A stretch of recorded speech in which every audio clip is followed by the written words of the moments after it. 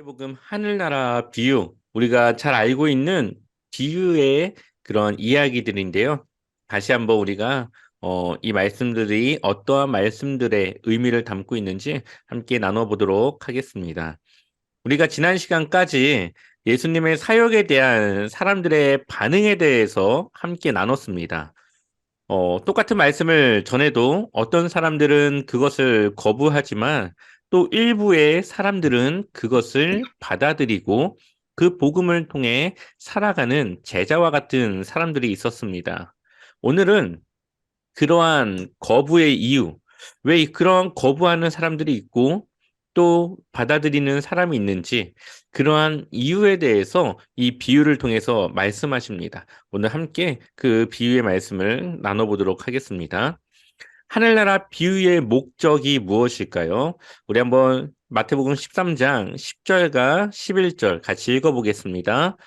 제자들이 예수께 나와 나와 이르되 이르되 어찌하여 어찌하여 그들에게 그들에게 비유로 비유로 말씀하시나이까? 말씀하시나이까? 대답하여 이르시되 대답하시되 천국의 천국의 비밀을 비밀을 아는 아는 것이 것이 너희에게는 너희에게는 허락되었으나 허락되었으나 그들에게는 아니 그들에게는 아니 되었나니. 되었나니. 아멘. 아멘. 하나님 나라의 비유의 목적을 비밀이라고 말씀하고 있습니다.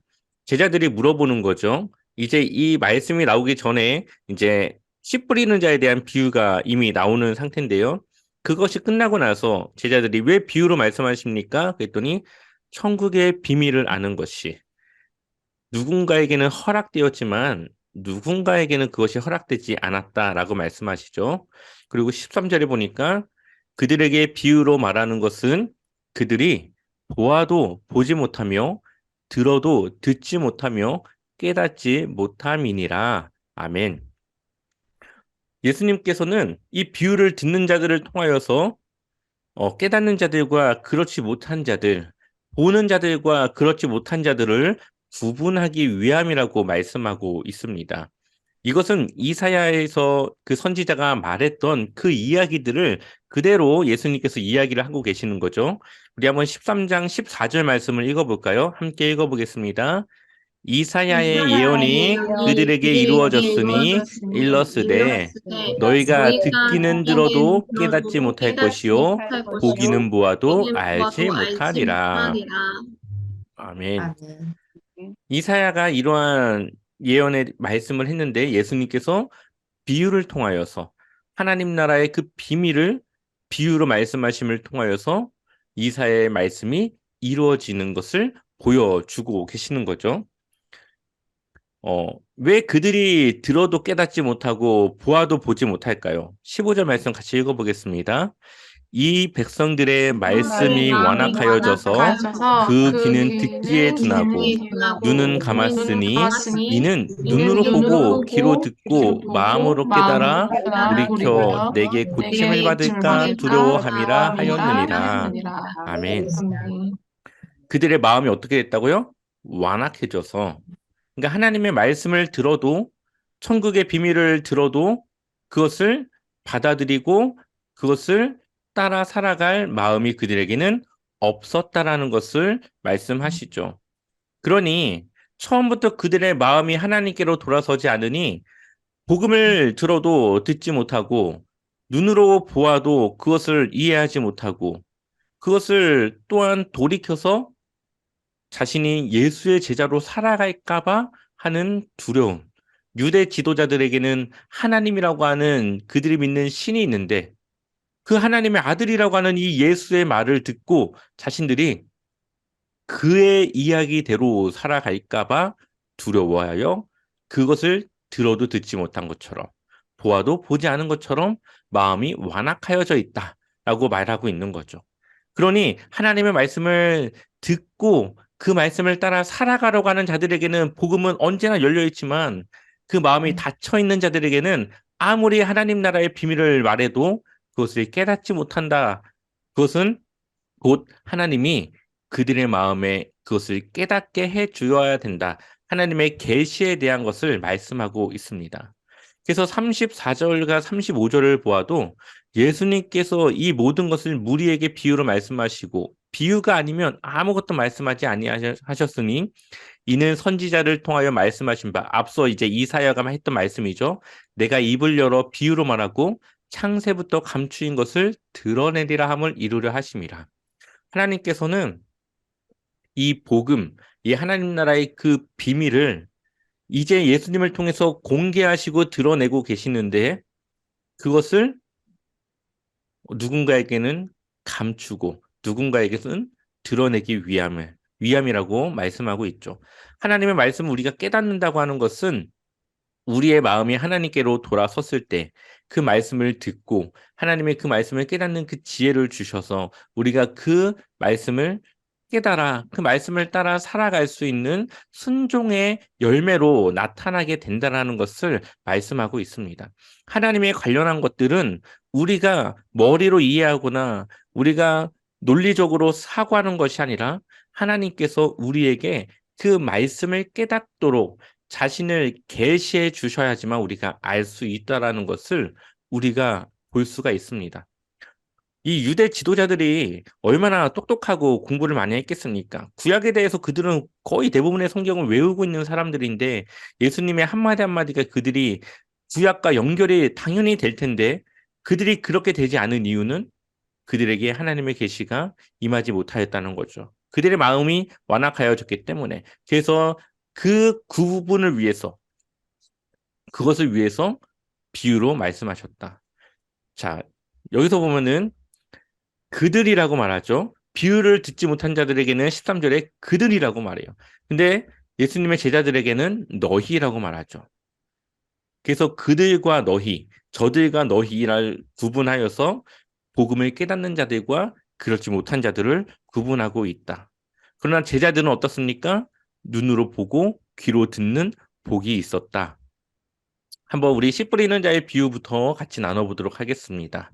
자, 1절, 2절 같이 읽어보겠습니다. 그날 예수께서 집에서 예수께서 집에서 나가사 나가사 바닷가에 바닷가에 앉으심에 앉으심에 큰 무리가 큰 그에게로 무리가 물어들거늘 물어들거늘 예수께서 배에 올라가 예수께서 배에 올라가 앉으시고 앉으시고 온 무리는 온 해변에 무리는 서 해변에 서 있더니 있더니 아멘. 자, 예수님께서 바닷가에 나가셨죠? 그 앉아 계시는데 무리들이 또 예수님을 향해 몰려들게 됩니다. 그래서 예수님은 그 무리들이 해변에 서 있을 때에 배를 타고 해변에 잠깐 이렇게 배를 띄웁니다. 그리고 그들에게 이 비유에 대해서 말씀하시는 거죠. 어, 씨 뿌리는 자에 대한 비유를 제일 먼저 말씀하십니다. 그들에게 비유로 말씀하셨는데 씨 뿌리는 자가 뿌리러 나가서 씨를 뿌리는 자가 나가서 씨를 뿌립니다. 근데 첫 번째 어디에 떨어져요? 길가에 떨어집니다. 근데 그것을 새들이 와서 먹어버리죠. 그것에 대한 해석이 19절에 있는데 같이 읽어볼까요? 함께 읽어보겠습니다. 아무나 나 천국 천국 말씀을 말씀을 듣고 듣고 깨닫지 깨닫지 못할 때는 못할 때는 악한 자가 악한 와서 자가 와서 그 그 마음에 마음에 뿌려진 것을 맺힌 것을 빼앗나니 빼앗나니 이는 곧 이는 곧 길가에 길가에 뿌려진 뿌려진 자요. 자요. 아멘. 길가에 떨어진 이 씨앗은 악한 자가 와서 그 마음에 뿌려진 것을 빼앗는데 말씀을 들어도 깨닫지 못한 자들이에요. 말씀을 들어도 반응하지 못하는 자들. 그러한 자들이 바로 이 길가에 떨어진 이 씨와 같은 자들입니다. 자, 두 번째로는 흙이 얕은 돌밭에 떨어진 그런 씨인데 그 씨가 나중에 어떻게 됩니까? 6절을 보니까 돋긴 돋아요. 네. 뿌리 근데 뿌리가 없어서 그게 곧 말라서 죽어버립니다.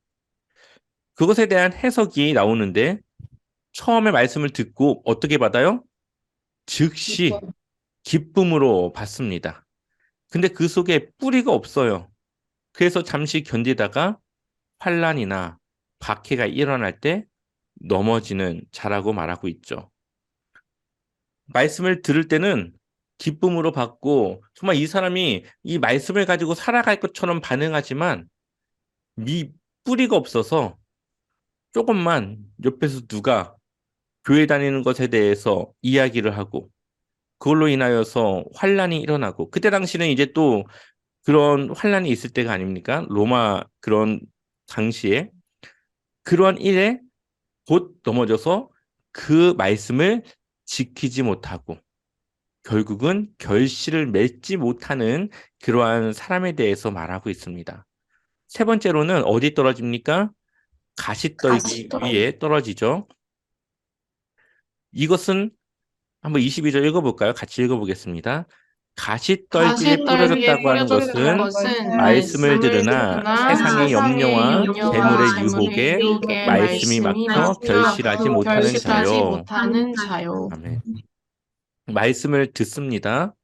그런데 세상의 염려, 세상의 재물, 유혹에 말씀이 막혀서 결실을 하지 못해요. 교회 안에 보면은 이런 분들이 많이 있습니다.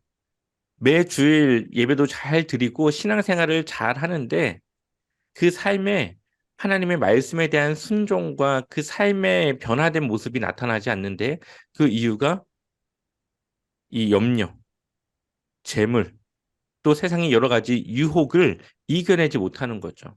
하나님의 말씀에 순종하는 것보다 세상의 것에 더 관심을 갖고 그것에 더 내 삶이 가 있는 그러한 사람들은 결실하지 못하는 거죠.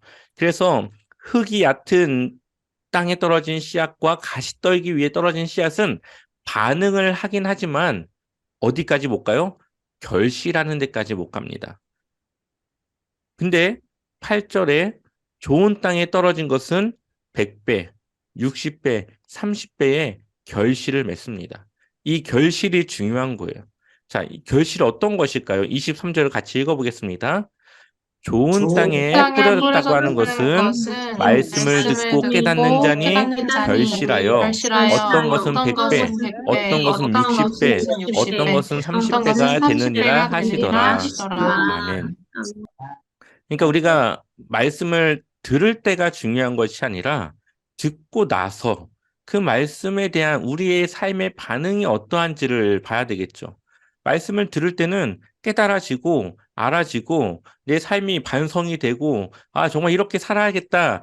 하지만 교회를 나가는 순간 세상에 내가 또 삶을 시작하는 순간 하나님의 말씀을 잃어버리고 세상의 것들에 내가 하나님의 말씀에 순종하지 못하고 살아가는 그 삶들은 결코 좋은 땅에 떨어진 씨앗이 아니라는 거죠. 이 씨 뿌리는 자의 비유에 있어서 모든 문제가 어디에 있습니까? 밭에 있습니다. 씨가 문제가 아니라 그것을 받아주는 밭의 문제라는 거죠. 우리의 마음의, 우리의 믿음의 문제라고 말하고 있습니다. 그래서 우리가 말씀을 듣고 깨닫고 변화되어져서 하나님의 말씀에 순종하는 그 순종의 삶이 바로 결실하는 삶이라는 것을 우리에게 말하고 있습니다. 말씀을 듣고 기뻐하는 것은 결코 결실이라고 볼 수 없어요.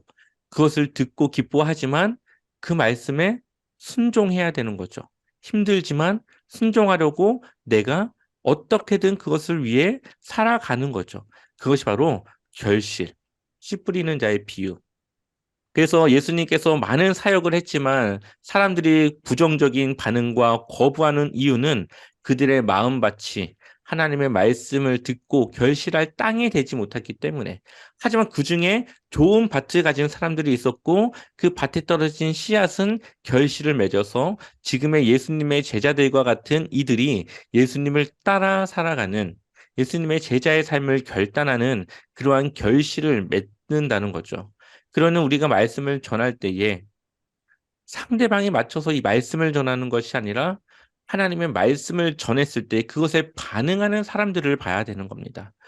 우리가 상대방에 맞춰서 이렇게 말하면 이 말씀을 듣고 어떻게 좀 잘 되겠지 이것이 아니라 하나님의 말씀을 그대로 전했을 때에 그것이 어떠한 말씀이든지 그것을 듣고 결실을 맺는 사람들은 바로 하나님 앞에 구원의 그러한 길을 걸어가는 사람이라는 것을 우리가 알 수가 있겠죠.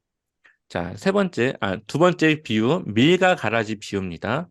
예수님께서 또 비유를 들어 천국의 말씀을 전해주시는데, 천국은 뭐와 같다고요? 좋은 씨를 제 밭에 뿌린 사람과 같으니, 원수가 와서 곡식 가운데 뭘 뿌리고 갑니까? 가라지를 더 뿌리고 갑니다.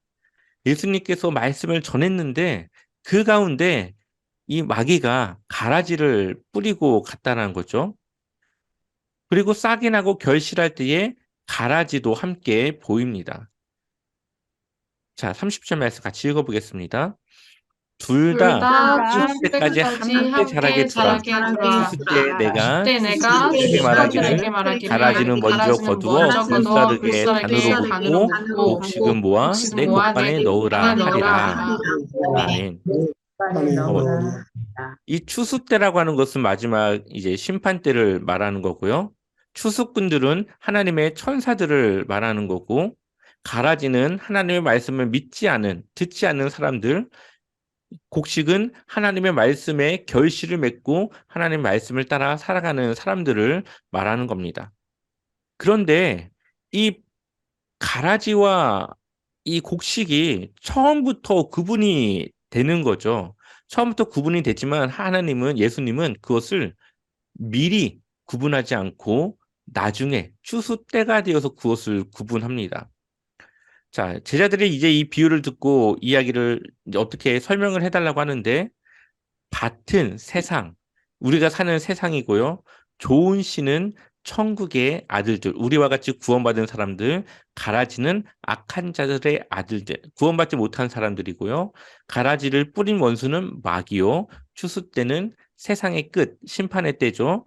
추수꾼은 천사들이니, 그런즉 가라지를 거두어 불에 사르는 것 같이 세상 끝에도 그러하리라. 이제 심판이 있을 거라는 것을 이야기를 하는 겁니다.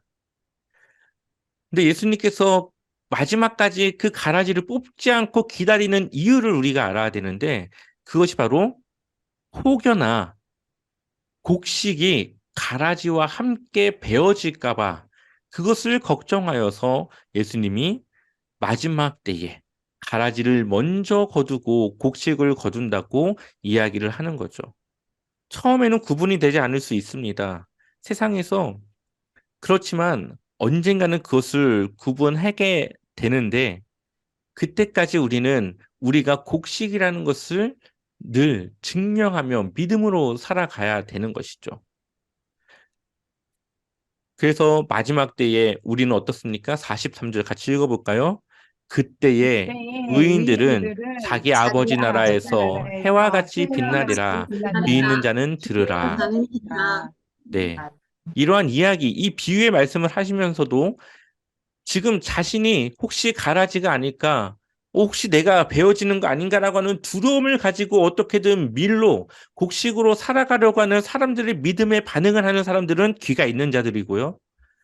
이러한 말을 들음에도 불구하고 뭐가 있다는 거야, 아무런 반응도 하지 않는 사람들은 이미 가라지로 살아가고 있는, 하나님의 말씀에 전혀 귀를 열 수 없는 그러한 사람들, 이러한 비유를 통해서 지금 구분을 해 나가고 있습니다.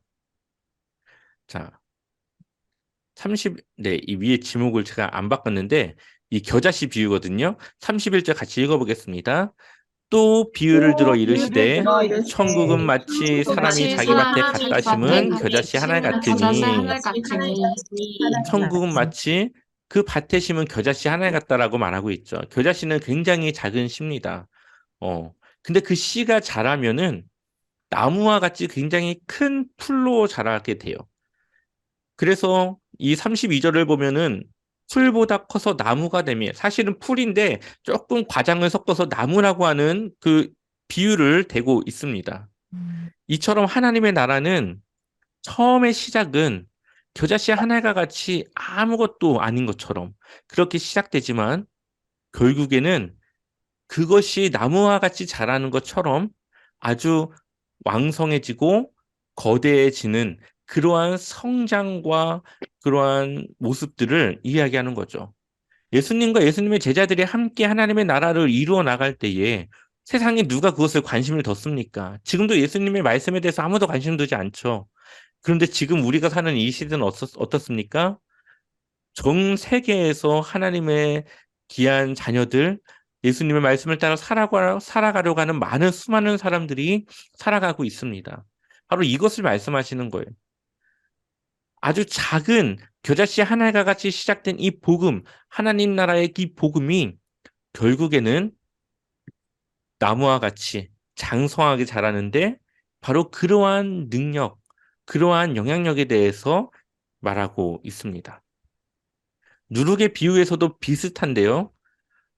한 여자가 가루 서말 속에 전부 부풀게 한 누룩을 이제 넣게 됩니다. 가루 서말은 어, 밀가루 한 40리터 정도 되는 그런 양이거든요. 한 말에 13리터인데, 그러니까 한 39리터 정도 정확하게는 그 정도 되는 건데, 이것은 한 100명 이상의 사람들이 빵을 만들어 먹을 수 있는 양입니다.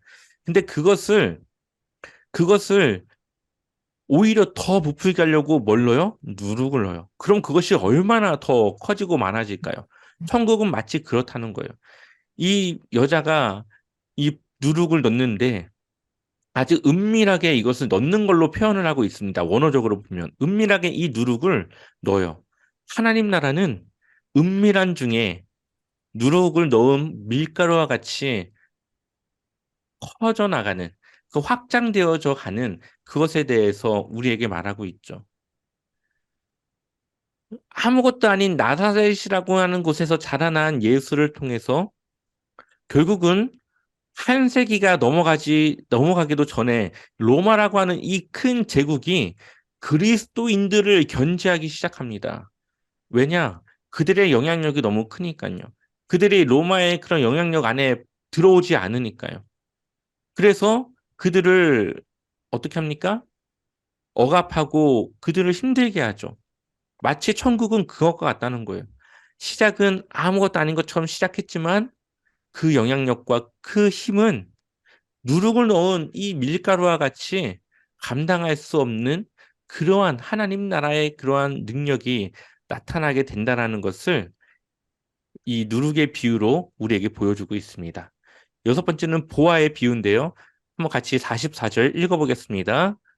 천국은 천국은 마치 마치 밭에 밭에 감추인 보화와 감추인 보화 같으니 같으니 사람이 이를 발견한 후 숨겨두고 기뻐하며 돌아가서 자기 다 소유를 다 팔아 팔아 그 그 밭을 밭을 사느니라. 네, 보화를 발견한 사람이 소유를 팔아 그 밭을 삽니다. 그 밭을 사는 이유는 보화를 자신이 갖기 위함이겠죠. 여기서 말하는 소유라고 하는 것은 우리가 가진 재산만을 말하는 게 아니라 우리 삶의 모든 영역을 말하는 겁니다. 그러니까 우리가 하나님을 주인으로 섬기는 그러한 삶을 말해요. 우리의 삶을 하나님께 맡기는 삶을 이야기하는 겁니다.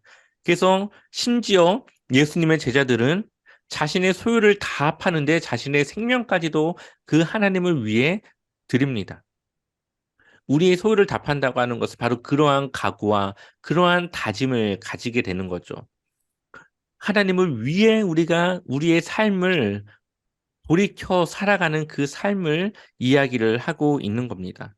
그래서 우리의 모든 삶의 모든 것을 하나님을 위해 바칠 수 있고 살아갈 수 있고 드릴 수 있는 그러한 믿음의 회심을 통하여서 우리는 그 보화를 갖게 되는 거죠.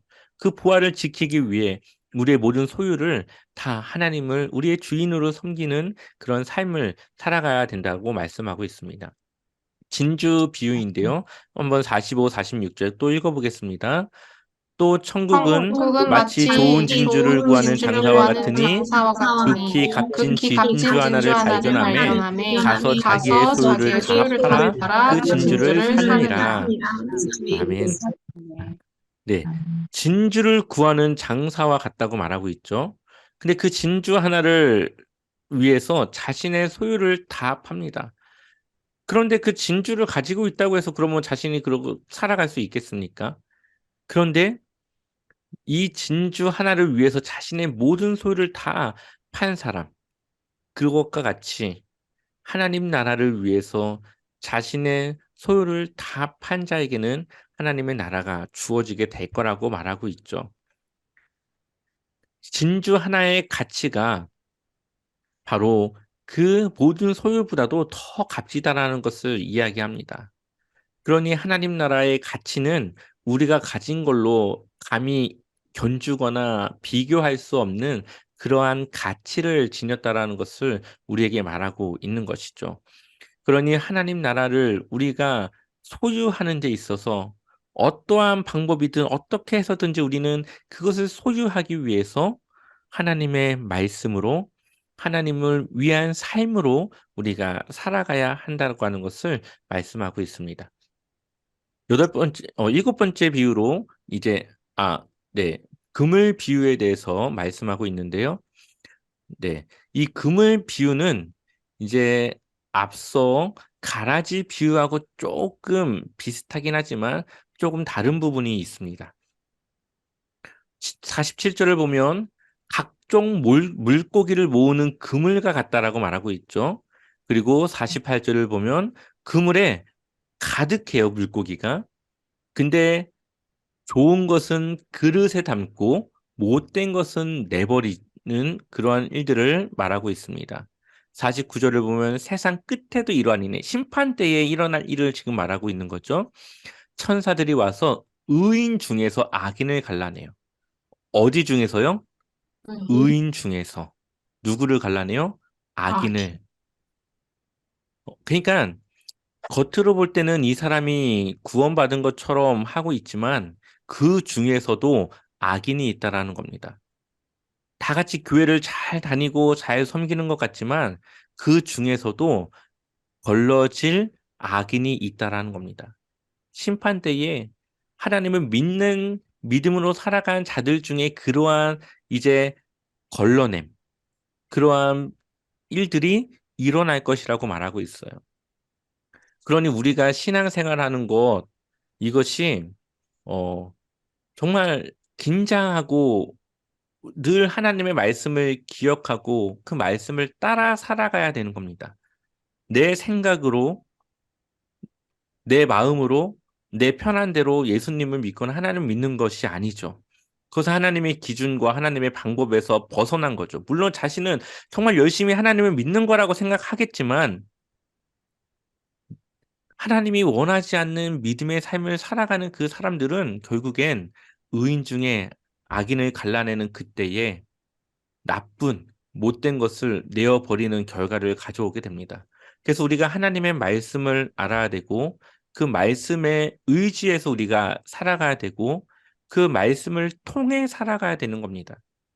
하나님 나라는 그런 나라예요. 하나님 나라는 하나님의 말씀을 통해 살아가는 곳입니다.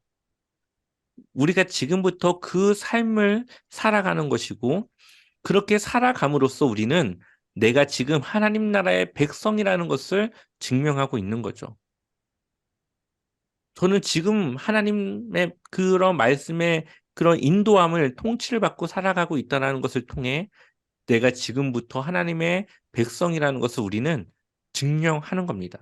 그러니 우리가 하나님의 말씀을 따라 살아가는 것이 얼마나 중요한지를 우리가 기억했으면 좋겠습니다.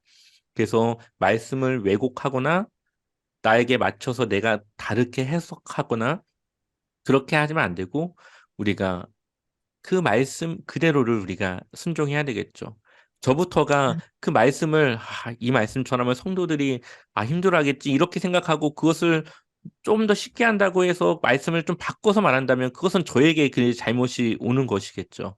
그래서 말씀은 있는 그대로를 우리가 받아들여야 되고 그것을 우리가 순종하기 위해 항상 늘 노력해야 되는 것입니다. 그래서 성령님이 우리 안에 계시는 것이고 우리가 기도해야 되는 이유가 바로 거기에 있는 것이죠. 그래서 이 그물의 비유는 우리가 늘 기억하고 우리가 정말 의인 중에서 악인으로 갈라지지 않기 위해서 늘 우리의 마음과 생각이 하나님을 향했으면 좋겠습니다. 마지막으로 집주인 비유인데요. 51절 같이 읽어보겠습니다. 이 모든 것을 그것을 깨달았느냐 하시니 깨달았느냐 하시니 대답하되 대답하되 그러하오이다. 그러하오이다. 아멘. 아멘. 제자들이 어떻게 했대요? 그것을 깨달았대요. 비유를. 비유의 말씀을 깨달았다는 건 뭡니까? 하나님의 구원이 그들의 안에 하나님의 그런 복음이 들어갔다라는 것을 의미하는 거죠.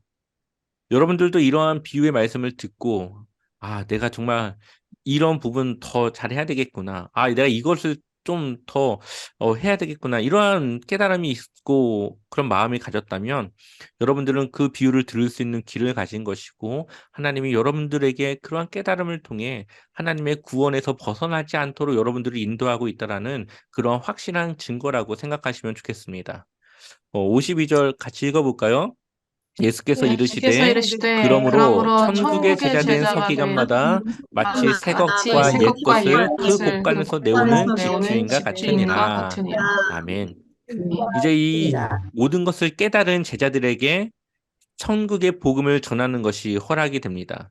천국의 제자된 하나님 나라의 제자가 된 서기관마다 서기관은 지금의 당시의 종교 지도자들을 말하는 것이 아니라 서기관들은 말씀을 가르치고 교육하고 하나님을 위해 살아가도록 하는 그런 사람들인데 그것이 바로 이 제자들을 향한 새로운 서기관을 말하는 거죠. 그래서 새 것과 옛 것, 구약의 말씀과 예수님의 말씀을 그들이 꺼내어서 그래서 그것을 가지고 이 하나님 나라에 대한 복음을 전할 수 있는 그런 특권과 권한들이 주어졌다라는 것을 그들에게 말하고 있는 겁니다. 그래서 마지막으로 예수님께서 그의 고향에 가시지만 고향으로 돌아가서 그들의 회당에서 가르치시지만 이 나사렛 예수님의 고향에서 그들을 어떻게 할까요? 받아들일까요? 안 받아들일까요? 57절을 보면은 예수를 배척합니다. 그의 말씀을 들으니까 "헉, 이런 말씀 어디서 이렇게 났지? 대단하다. 정말 대단한 말씀이다. 라고 생각은 하지만 여전히 그들에게 있어서는 어렸을 때 함께 자랐던 예수, 여전히 그의 육적인 가족들이 자신들과 함께 지내고 있는 그런 동네의 한 사람인 예수로 생각이 되어졌고 그를 배척합니다. 그래서 그가 선지자 이사야의 말씀을 전하면서 결국은 58절에 그들이 믿지 않으므로 예수님을 받아들이지 않은 거죠. 거기서 많은 능력을 행하지 아니하시니라. 다른 복음서에서는 아예 능력을 기적을 보이지 않았다고 하고 그곳을 떠나서 이제 십자가의 길, 이제 십자가를 지기 위한 그런 십자가의 여정을 이제 걸어가시게 됩니다. 그래서 다음 시간부터는 메시아의 사역과 십자가의 길, 십자가의 여정에 대한 그러한 말씀들을 한 몇 주간 좀 나눠 가도록 하겠습니다. 네, 감사합니다. 감사합니다.